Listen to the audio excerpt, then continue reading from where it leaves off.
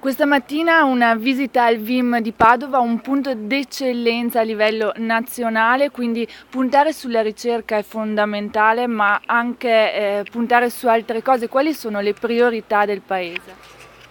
Allora, parliamo di VIM, stiamo parlando di un'eccellenza non solo nazionale ma internazionale. In alcuni campi qui si fa ricerca di livello globale.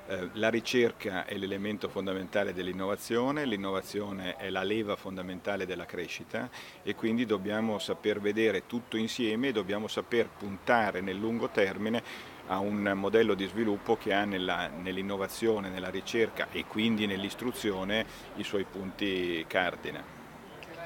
E per rilanciare l'economia cos'è necessario fare? Beh, allora, tante cose ed è difficile adesso riassumerle tutte. Certamente bisogna, come abbiamo detto, puntare nel lungo termine all'innovazione e all'internazionalizzazione. Siamo un paese forte, un paese che comunque ha tante imprese capaci di stare sul mercato. Non dimentichiamoci che il nostro paese è comunque uno dei principali al mondo in termini di manifattura, in termini di esportazione. Certamente le nostre imprese hanno tanti sassi nello zaino che devono essere eliminati dal punto di vista del fisco, dal punto di vista del costo dei fattori, l'energia prima di tutto, la rigidità del mercato del lavoro che può essere tutti insieme possiamo tutti insieme correggerlo.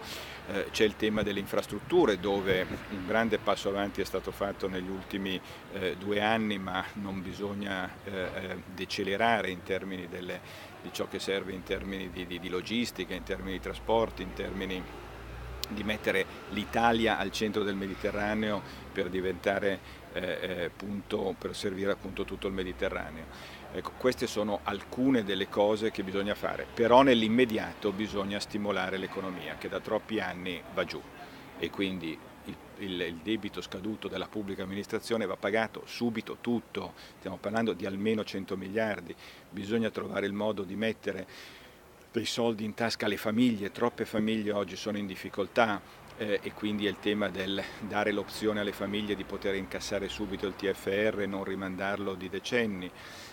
Dobbiamo accelerare gli investimenti e lì un migliore uso dei fondi europei potrebbe in poco tempo dare risultati molto grossi, ma di parecchie decine di miliardi.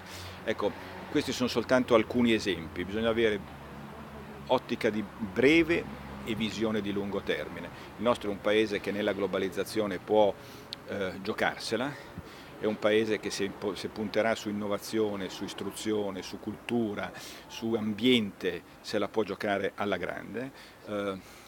La manifattura ovviamente è importante, ma altrettanto importante è il turismo. C'è spazio di grande crescita nel mondo dell'agricoltura e dell'agroalimentare in generale, c'è un grande spazio nel campo dell'artigianato, insomma noi possiamo farcela e non stiamo facendo abbastanza.